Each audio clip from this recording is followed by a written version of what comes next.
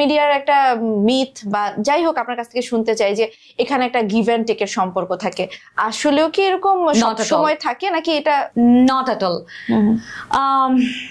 Media এমন একটা জায়গা, সেটা হচ্ছে আমার বসকে আমি সিলেক্ট করতে পারবো। আমি একটা কর্পোরেট অফিসে গেলে আমার এক্স্যাক্টলি আমার একটা মানুষকে ভালো লাগে নাই, আমার ওয়ে অফ টকিং ভালো লাগে নাই, আমি ওর কাজ করবো না। That's it, easy.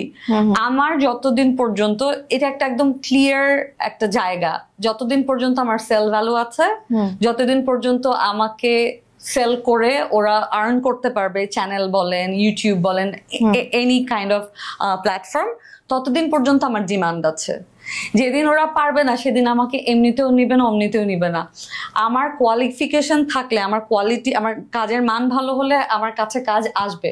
যারা এরকমটা করে তাদেরকে নিয়ে আমার কখনোই কোনো মাথা ব্যথা নেই, কারণ এই কাজটা তো আমি করতে পারবো না। সো এরকম কিছু থাকলে আমরা এটা স্কিপ করতে পারি। It's totally like you know, হয় না যে আমার প্রবলেম নাই, কিন্তু যারা এরকম করে, দুইটা অ্যাডাল্ট মানুষ কি মানে কি চিন্তা করবে, কি ডিসিশন নিবে, it's totally up to them, but we are not bound to. মানে এই জায়গাটা তো মানে এত ফ্লেক্সিবল একটা জায়গা। এটাই জানতে চাই যে কখনো বাধ্য হতে হয় না? Never, never ever.